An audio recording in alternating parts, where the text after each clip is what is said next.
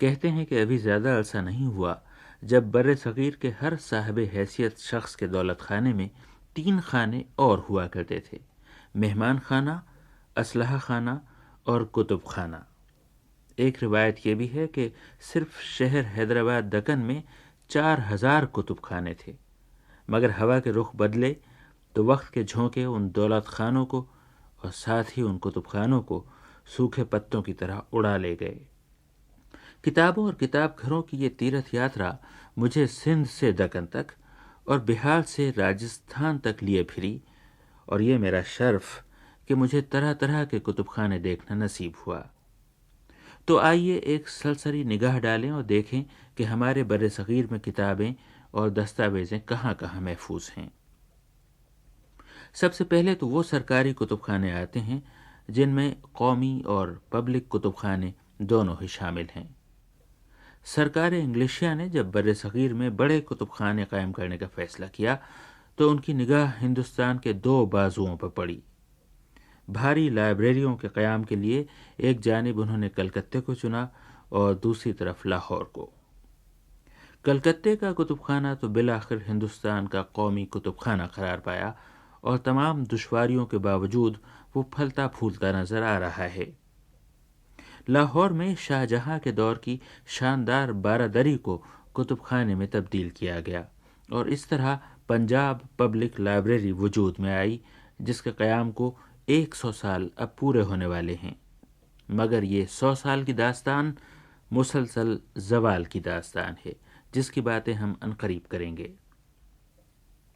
اسی قسم کے کتب خانوں میں کراچی کی لیاقت نیشنل لائبریری، خیرپور اور بہاولپور کے کتب خانے اور لاہور کی سردار دیال سنگھ ٹرسٹ لائبریری بھی آتی ہے۔ ہندوستان یوں تو کتب خانوں سے بھرا پڑا ہے، مگر مشرقی علوم کے تعلق سے وہاں کم سے کم 3 ایسے سرکاری کتب خانے ہیں جن پر ہندوستان جتنا بھی ناز کرے کم ہے۔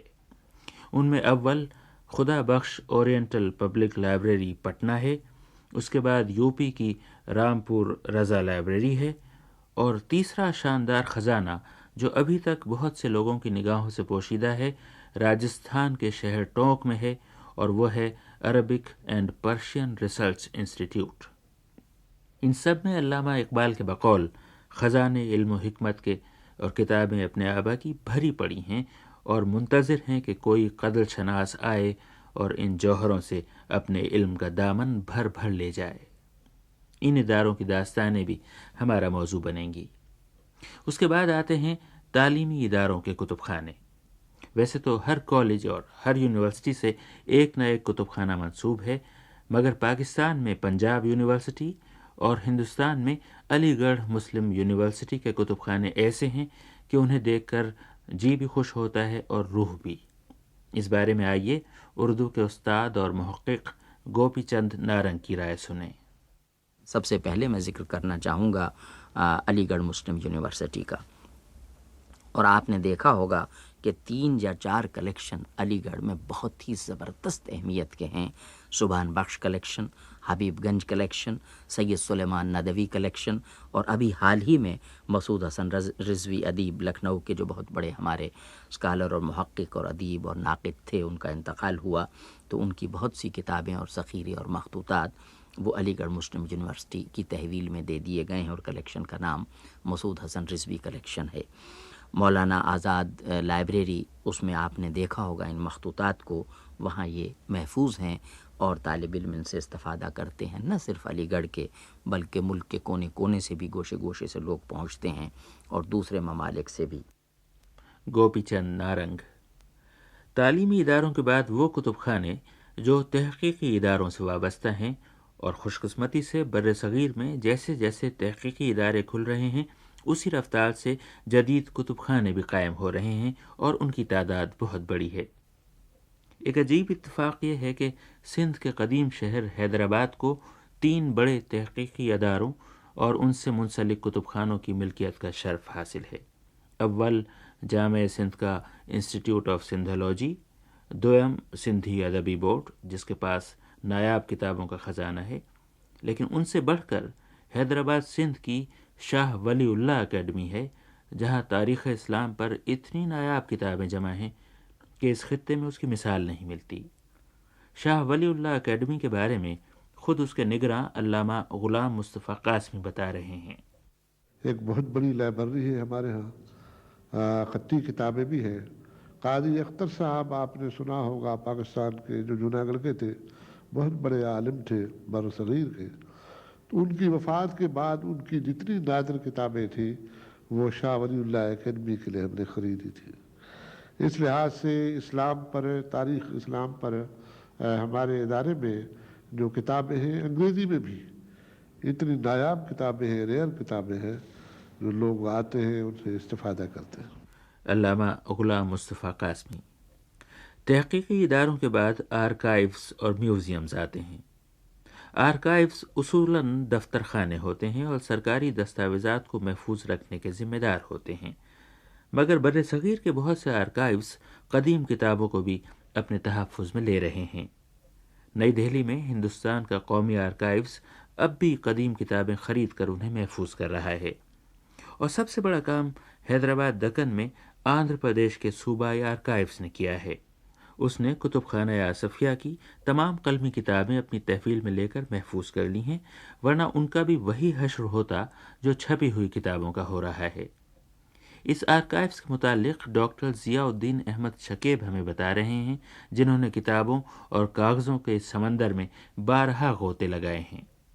حیدرآباد میں جو آندھرا پردیش کا آرکائیوز ہے، خود تنہا وہاں 2 کروڑ کاغذ تو مغلوں کے ہیں، اور ان کے علاوہ بہمنیوں کے، قطب شاہوں، عادل شاہوں، بری شاہوں اور انگریزوں کے بہت سے کاغذ ہیں۔ قدیم ترین کاغذ اس دور کے ہیں جب ابھی تیمور زندہ تھا، اور فیروز شاہ بہمنی کا فرمان سن 1406 کا ہے، جو میں سمجھتا ہوں قدیم ترین کاغذ ہے جو سرکاری اداروں میں محفوظ ہے۔ ڈاکٹر ضیاء الدین شکیب۔ جہاں تک میوزیمز کا تعلق ہے، کراچی اور دہلی کے قومی عجائب گھروں میں قلمی کتابوں کا بہت بڑا ذخیرہ موجود ہے، اور بر صغیر کے کتنے ہی عجائب گھروں میں تاریخ کی ایسی دستاویزات محفوظ ہیں جن کی قیمت لگانا مشکل ہے۔ لیکن چھپی ہوئی اور قلمی کتابوں کا ایک عظیم الشان خزانہ حیدرآباد دکن کے سالار جنگ میوزیم میں ہے، جسے وہ اتنے اہتمام سے رکھتے ہیں کہ دوسرے عجائب گھروں کو ان کی تقلید کرنی چاہیے۔ اس کے بعد ہم آتے ہیں ذاتی یا نجی کتب خانوں کی طرف۔ ان کے مالک 3 قسم کے ہیں۔ ایک تو وہ جو خاندانی کتب خانوں کو لیے بیٹھے ہیں، ایک وہ جنہیں علم اور کتابوں سے لگاؤ ہے اور چونکہ صاحب حیثیت ہیں اس لیے ان کے گھر کتابوں سے بھر گئے ہیں، اور تیسرے وہ لوگ ہیں جو صاحب حیثیت نہیں مگر کتابوں کے پیچھے دیوانے ہیں اور نہ معلوم کیسے کیسے جتن کر کے اپنے کتب خانوں کی تعمیر کر رہے ہیں۔ یہ ذاتی یا نجی کتب خانے 2 قسم کے ہیں۔ ایک تو وہ جن کے دروازے بند ہیں، اور دوسرے وہ جو ہر ایک کے لیے کھلے ہیں۔ پاکستان کے کچھ نجی کتب خانوں کے بارے میں مشفق خواجہ بتا رہے ہیں۔ کچھ ذخیرے سندھ میں اور پنجاب میں ذاتی کتب خانوں میں موجود تھے، جیسے ملتان میں ارسطو جاہی خاندان کے ایک صاحب ہیں، یہ ارسطو جاہ مولوی رجب علی تھے، جو کہ بہادر شاہ ظفر کے عہد میں بہت مشہور حکیم گزرے ہیں۔ ان کی اولاد میں ایک صاحب ہیں، ان کے پاس خاصا بڑا ذخیرہ ہے مخطوطات کا۔ یا پھر سندھ میں پیر پگارا کے خاندان میں تھا، اور اسی طرح بہاولپور کی سینٹرل لائبریری میں کچھ چیزیں ہیں، لیکن یا پھر اچ میں، جی ہاں، وہاں پہ مخطوطات کا ایک سمجھیے کہ بہت بڑا ذخیرہ موجود تھا، اور یقیناً اب بھی ہوگا، لیکن سننے میں آیا ہے کہ اس کی بہت سی کتابیں ضائع ہو گئی ہیں، لیکن اس کا ایک کیٹلاگ چھپ چکا ہے ڈاکٹر غلام سرور نے اچ کے مخطوطات کا جو تیار کیا تھا۔ مشفق خواجہ۔ ذاتی اور نجی کتب خانوں کے بعد وہ انسٹیٹیوٹ آتا ہے جس کا تذکرہ اگرچہ آخر میں مگر جو اولیت کے اعتبار سے بہت اوپر ہے، اور وہ ہیں ہماری مسجدیں، مدرسے اور خانقاہیں۔ ان کی فہرست بہت طویل ہے، لیکن بھوپال کی تاج المساجد میں اور اس سے بھی بڑھ کر بمبئی کی جامع مسجد میں کتابوں کا بے مثال ذخیرہ موجود ہے، مگر چھتوں میں بڑے بڑے سوراخ ہو چکے ہیں جن کے راستے تباہی اب اندر آنے کو ہے۔ کوئی فریاد کو نہ پہنچا تو ان کتابوں کی باتیں محض خوابوں کی باتیں رہ جائیں گی۔ ہمارے اولیاء اور صوفیاء نے، بزرگوں اور درویشوں نے بھی جہاں علم کے موتی لٹائے، خود بھی علم کے خزانے بٹورے اور کتابوں کے بڑے بڑے ذخیرے جمع کیے۔ ایسے ہی ایک ناقابل یقین ذخیرے کے بارے میں ہمیں اجمیر کے ڈاکٹر ظہور الحسن شارب بتا رہے ہیں۔ گجرات کے اندر شاہ وجہ الدین صاحب ایک بہت ہی مشہور درویش ہوئے۔